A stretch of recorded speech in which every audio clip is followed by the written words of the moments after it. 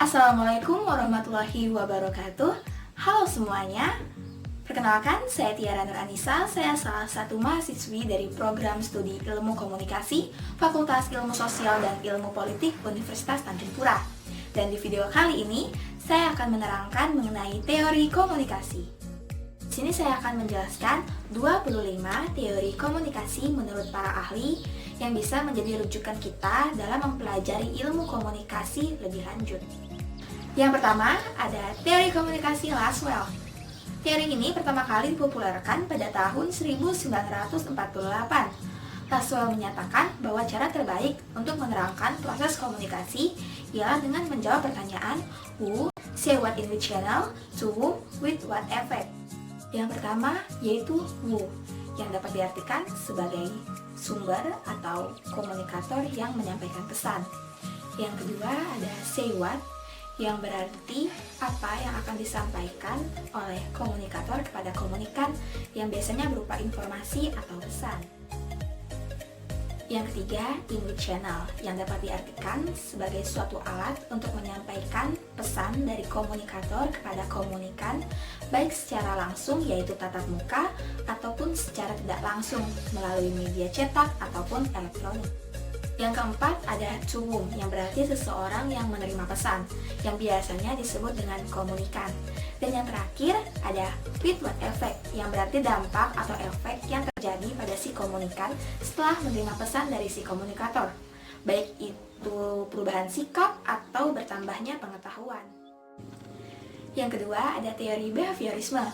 Teori ini pertama kali dikemukakan oleh salah satu ilmuwan asal Amerika Serikat, yaitu John Watson, pada tahun 1878 sampai tahun 1958. Menurutnya, teori behaviorisme ini mencakup semua perilaku, termasuk tindakan balasan atau respon terhadap suatu rangsangan atau stimulus, yang artinya bahwa selalu ada kaitan antara stimulus dengan respon pada perilaku manusia. Yang ketiga ada teori komunikasi humanisme. Teori ini dikembangkan oleh Lignell pada tahun 1977 yang diilhami oleh perkembangan psikologi humanisme. Komunikasi humanisme ini juga pernah diimplementasikan dalam dunia pendidikan melalui humanistik kurikulum.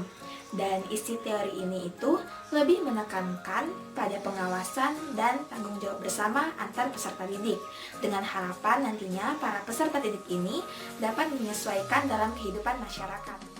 Yang keempat ada teori informatif. Teori ini dikembangkan oleh Shannon dan Weaver pada tahun 1949. Teori ini merupakan salah satu teori klasik. Dan teori ini itu lebih menitikberatkan pada komunikasi sebagai suatu transmisi pesan dan bagaimana transmitter menggunakan media dalam berkomunikasi. Dalam hal ini, jika sinyal media yang digunakan baik, maka komunikasi akan berjalan dengan efektif. Sebaliknya, jika sinyal media yang digunakan tidak baik, maka komunikasi tidak akan berjalan dengan lancar. Yang kelima, ada teori uses and gratification atau teori penggunaan dan kepuasan. Teori ini dikemukakan oleh Blamar dan Katz pada tahun 1974. Mereka berpendapat bahwa pengguna media memiliki peran aktif dalam menentukan media yang ingin digunakannya, sehingga pengguna media dapat dikatakan sebagai pihak utama dalam suatu proses komunikasi. Dengan hal ini, pengguna mempunyai pilihan untuk menentukan media yang sesuai dengan kebutuhannya. Yang keenam ada teori agenda setting. Teori ini dikemukakan oleh McComb dan Shaw pada tahun 1972. Teori agenda setting beranggapan apabila media memberikan tekanan kepada suatu peristiwa, maka media tersebut akan membuat masyarakat menganggap bahwa peristiwa itu penting. Dalam hal ini, media memiliki peran yang cukup kuat dalam mempengaruhi asumsi masyarakat, sehingga akan muncul asumsi bahwa apa yang dianggap penting oleh media maka akan dianggap penting juga oleh masyarakat. Yang ketujuh ada teori konstruktivisme. Teori ini beranggapan bahwa manusia selalu memiliki pandangan sendiri terhadap kenyataan, yang dimana mereka senantiasa mencari dan mempelajari untuk menemukan bahasa pertama dan kedua. Di sisi lain, teori ini sering didefinisikan sebagai pembelajaran generatif, yang artinya pembelajaran untuk menciptakan suatu makna dari apa yang telah dipelajari. Kedelapan, ada teori nativisme. Teori ini dipopulerkan oleh Chomsky dan Hadley pada tahun 1993. Teori ini berpendapat bahwa manusia adalah satu-satunya makhluk Tuhan yang dapat berkomunikasi melalui verbal. Di sisi lain, teori ini juga berpendapat bahwa bahasa merupakan sesuatu yang kompleks. Oleh karenanya, manusia senantiasa belajar untuk dapat berkomunikasi dengan makhluk Tuhan yang lain. Yang kesembilan, ada teori sibernetik. Teori ini dipopulerkan oleh Wiener pada tahun 1945. Teori ini termasuk teori yang baru yang berkembang seiring dengan perkembangan teknologi informasi dan ilmu sosial. Teori ini merupakan suatu sistem pengontrol yang didasarkan pada komunikasi, baik antar sistem dengan lingkungan maupun dengan sistem itu sendiri. Pengontrol dari sistem ini berfungsi untuk memperhatikan lingkungan. Dan teori sibernetik ini biasanya diperuntukkan kepada siswa supaya mendapatkan hasil yang maksimal. Yang ke-10 ada teori kognitivisme. Teori ini lebih mengedepankan proses belajar dibandingkan hasil dari proses itu sendiri. Di dalam teori ini, belajar tidak hanya sekedar melibatkan hubungan antara stimulus dan respon, tetapi juga melibatkan proses berpikir yang kompleks. Dan di dalam teori ini, belajar juga merupakan proses perubahan persepsi dan pemahaman kita. Dan menurut aliran ini, belajar itu didasarkan atas kemampuan kita menafsirkan suatu peristiwa atau kejadian di dalam suatu lingkungan. Dan proses belajar ini ada 4 tahapan, yaitu ada asimilasi, akomodasi, diskuilibari, dan ekuilibrasi. Yang ke-11 ada teori ketergantungan. Teori ini dipopulerkan oleh Sandra Ballard-Katz dan Melvin Dever pada tahun 1976.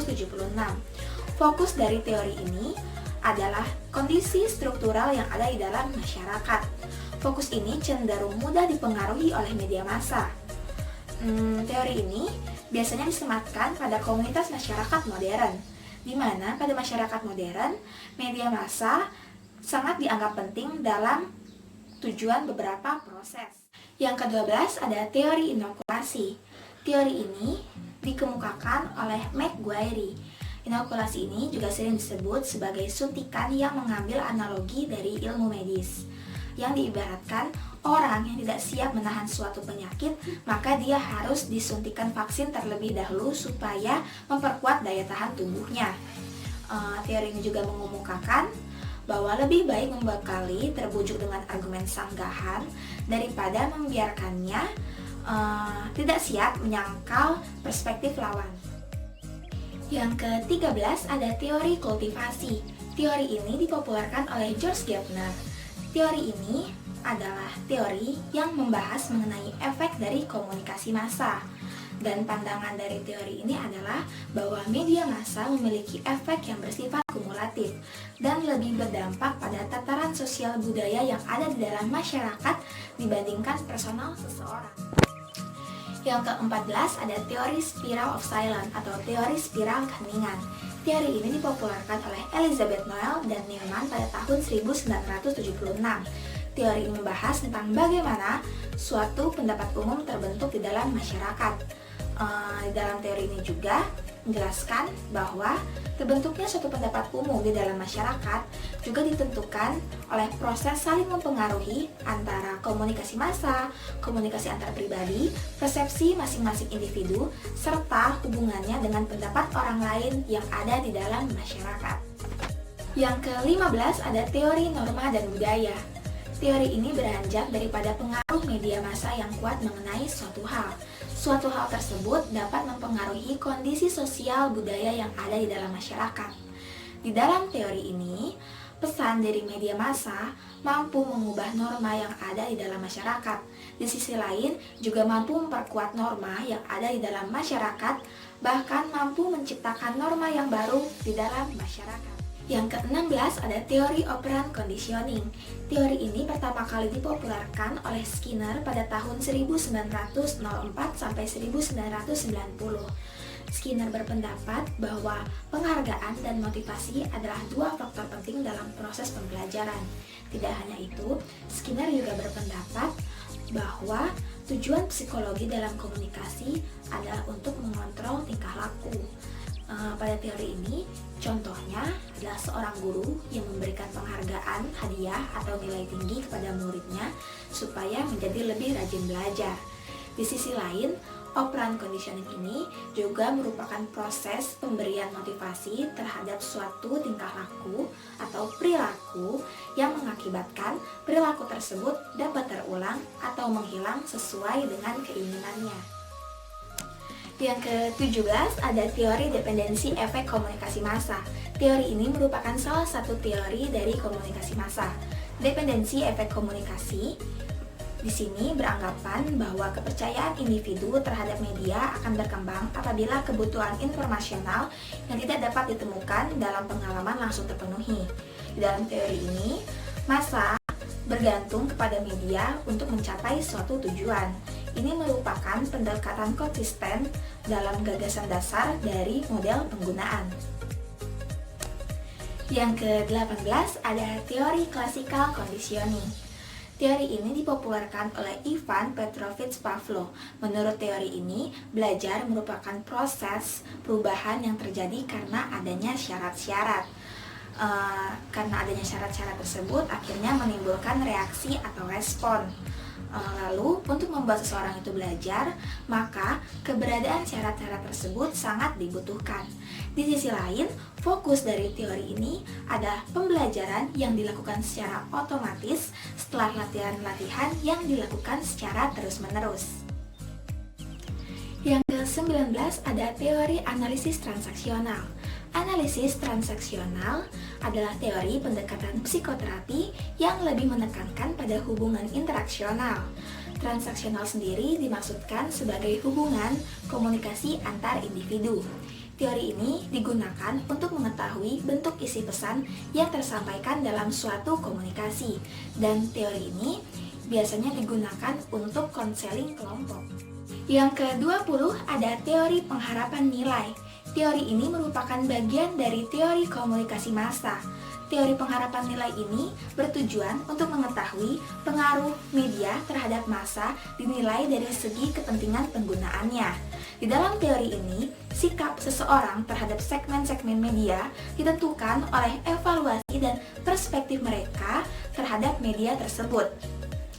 Dan teori ini juga merupakan teori turunan dari teori uses and gratification. Yang ke-21 ada teori struktural fungsional. Teori ini merupakan bangunan paling dasar dari ilmu sosial. Dan ada beberapa tokoh yang mempopulerkan teori ini, yaitu Auguste Comte, Emile Durkheim, dan Herbert Spencer. Pemikiran struktural fungsional ini dipengaruhi oleh pemikiran biologis yang menganggap bahwa masyarakat mengalami ketergantungan akibat konsekuensi dari bertahan hidup. Dan teori ini juga bertujuan untuk mencapai keteraturan sosial. Yang ke-22 ada teori difusi inovasi. Teori ini menjelaskan tentang bagaimana suatu inovasi disampaikan melalui saluran-saluran tertentu kepada sekelompok anggota dari sistem sosial. Di dalam teori ini, Rogers tahun 1961 menjelaskan bahwa difusi merupakan suatu bentuk komunikasi yang bersifat khusus, yang berkaitan dengan proses penyebaran beberapa pesan yang berisi gagasan-gagasan baru. Dan teori ini juga sering dikaitkan dengan proses pembangunan masyarakat. Yang ke-23 ada teori standpoint atau teori sikap. Harding dan Wood adalah dua teoretikus yang mengemukakan bahwa salah satu cara untuk mengetahui bagaimana keadaan dunia ialah dimulai dengan sikap atau sudut pandang wanita. Standpoint sendiri adalah suatu tempat untuk memandang dunia sekitar. Dunia tersebut menjadi fokus perhatian dibandingkan fitur-fitur lainnya. Dan standpoint juga memiliki makna yang tidak jauh berbeda dari perspektif. Dan teori ini juga merupakan teori turunan dari teori feminisme. Yang ke-24 ada teori komunikasi dua tahap. Teori ini didasari oleh penelitian yang dilakukan oleh Paul Lazarsfeld dan teoretikus lainnya. Teori komunikasi dua tahap ini membahas mengenai efek dari media massa dan diterapkan pertama kali pada tahun 1940 pada saat kampanye pemilihan umum. Studi ini memiliki asumsi bahwa proses stimulus bekerja dalam menghasilkan efek ke media massa. Dan yang terakhir, yang ke-25 adalah teori komunikasi administrasi. Teori komunikasi administrasi adalah proses penyampaian pesan yang dilakukan secara timbal balik antara anggota. Teori ini dimaksudkan dengan tujuan menumbuhkan rasa saling pengertian dalam rangka mencapai tujuan agar organisasi yang efektif dan efisien. Fungsi dari teori ini adalah untuk menjaga stabilitas informasi agar terciptanya penyesuaian sikap yang memadai antar bagian dalam organisasi. Nah, demikian 25 teori komunikasi yang dapat saya jelaskan. Semoga bisa bermanfaat untuk kita semua. Akhir kata, wassalamualaikum warahmatullahi wabarakatuh.